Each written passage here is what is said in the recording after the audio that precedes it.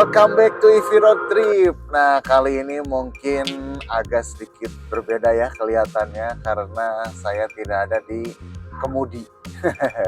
Saya tidak ada di bagian depan mobil, tapi saya ada di bagian belakang mobil. Karena hari ini memang tugas saya adalah sebagai kameramen dan sebagai penumpang.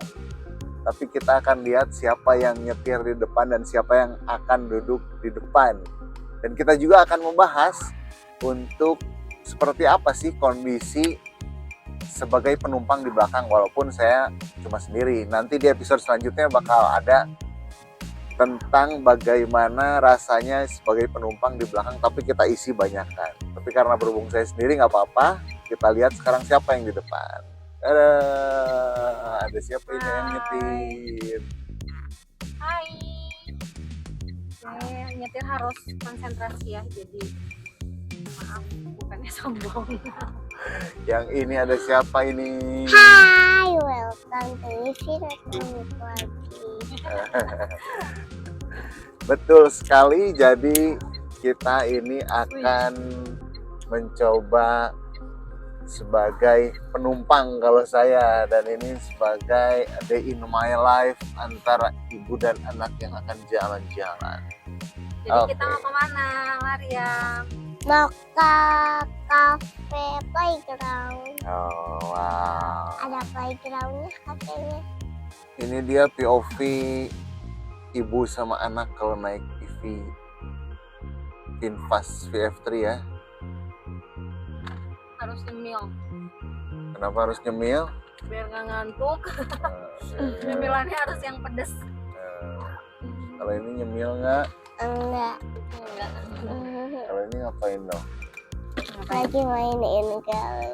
Jale. Enggak jadi lagi. Enggak jadi mainin kalungnya.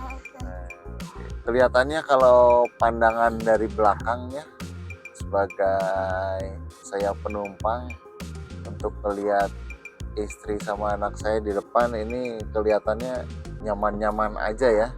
Apa gimana? Ada komentar nggak untuk? Kalau nyetir mah aman, cuman masih kagok ini aja.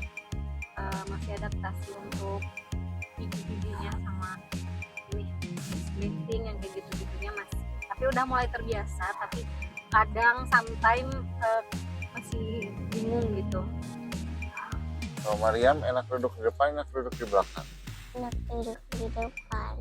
Kenapa enak duduk di depan? Iya. Soalnya Enak. Terus soalnya kakinya nggak sempit. Nah, kalau saya sebagai penumpang di belakang ini kelihatannya gimana? Tapi kalau perasaan sih, ini yang nyetir istri saya tingginya 1,5 berapa? 150. 150. Jadi posisi kursinya begini dan Mariam juga begini. Saya lega-lega aja sih kalau kakinya ya. Ini posisi di tengah, tapi kalau posisi di samping juga saya tingginya 174 sih. Perasaan enak-enak aja sih, nggak ada masalah ya. Ini posisi di belakang dengan masih satu orang memang ya. Enak-enak aja. Cuma kakinya di sini memang kalau VinFast VF3 ini kan jadi kursinya ini ada bagian yang ke dalam gitu ya. Kalau kursinya kan biasa rata. Nah, kalau ini ada bagian ke dalamnya. Jadi kalau teman-teman lihat tuh, jadi kayak agak ada masuk. Dan ini bikin space lagi semakin lebar ya. Maksudnya semakin panjang. Jadi nggak ada mentok-mentok apa gimana sih. Enak-enak aja. Dan ini posisinya kalau menurut saya itu benar-benar nyaman-nyaman aja sih di belakang. nggak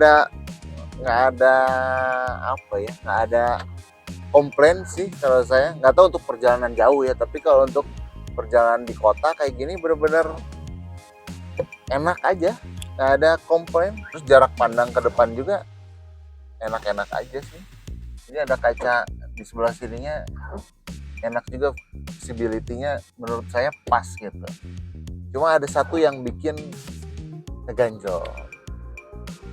Bahkan kakinya tuh masih bisa, ya masih bisa ke atas. Kalau berdua ya masih bisa, ya masih aman lah untuk Ya, nyantai gitu ya, nggak kaku-kaku amat gitu, enak aja,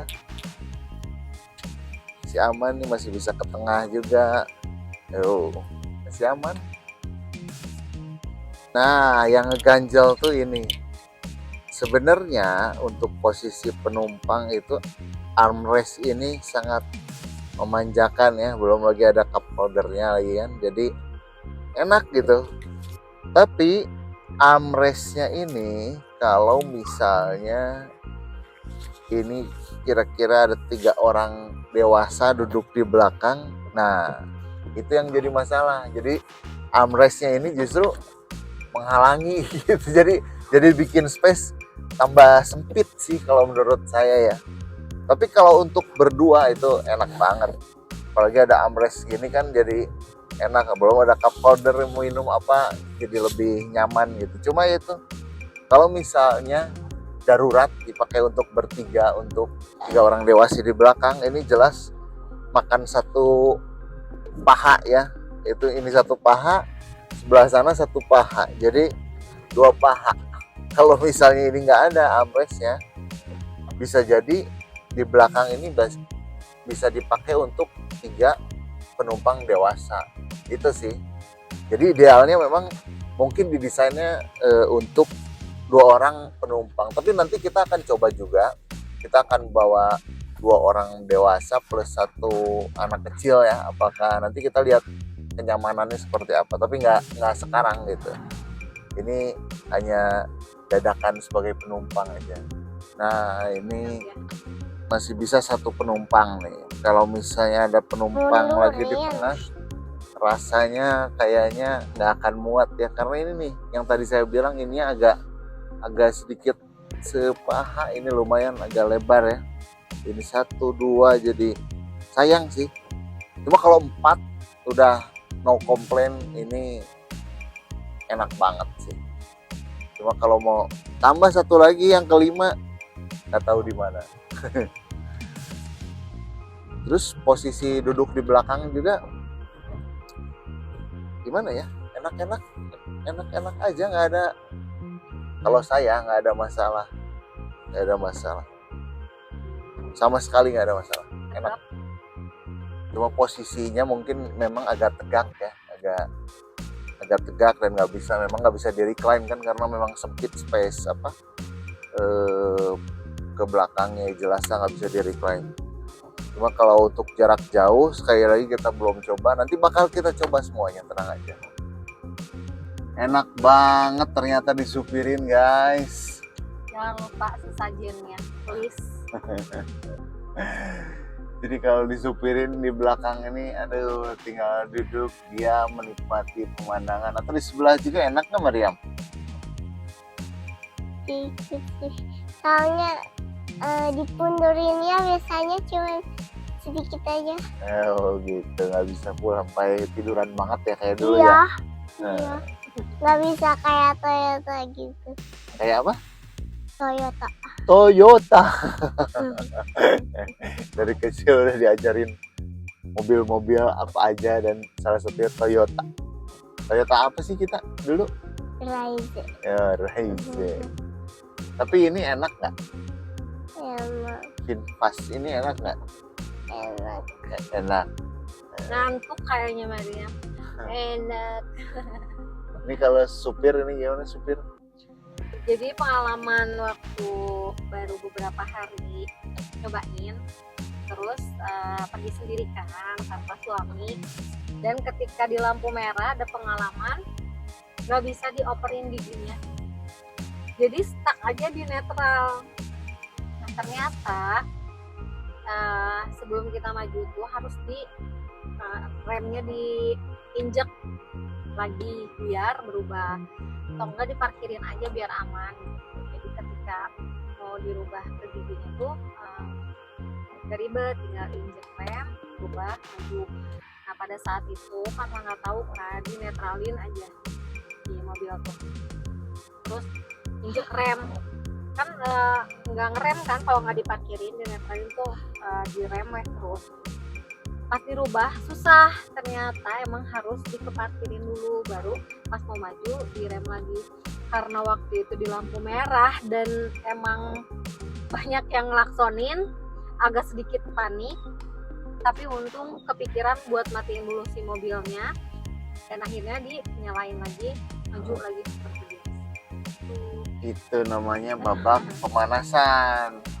Jadi babak pemanasan itu kita adaptasi dulu sama unit apapun itu gitu. Jadi kita tahu masalahnya apa, solusinya gimana supaya kita benar-benar nanti ketika road trip beneran itu udah tahu harus gimana gitu. Ya tipsnya mah jangan panik ya, apalagi ini masih serba adaptasi. Yang posisinya semuanya berubah. Seperti mobil pada umumnya tuh udah benar-benar beda banget dari mulai gigi, terus wiper, drifting dan lain-lain.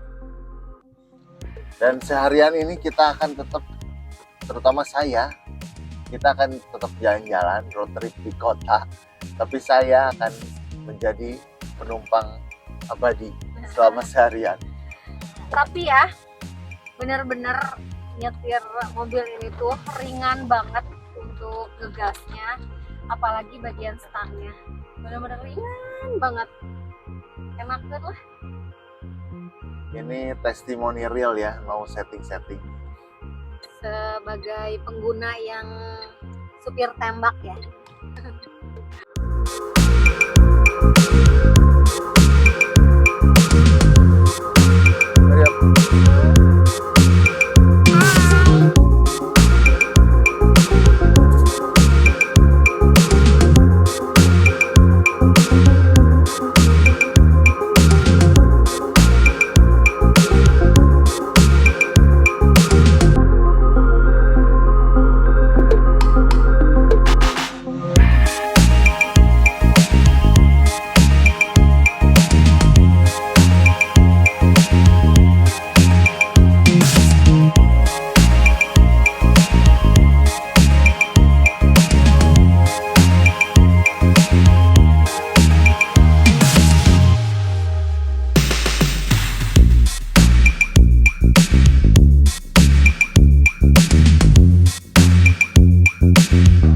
Kalau road trip tanpa tujuan namanya bukan road trip ya, meskipun di kota.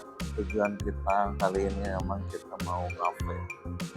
Ini kafenya, kita mau cari makan di sini. Dan yang bikin anak-anak betah itu pasti kalau ada playgroundnya di sini ya. Ini dia playgroundnya. Pasti dia betah banget di sini. Jadi selain makan, di sini juga bisa sambil bermain.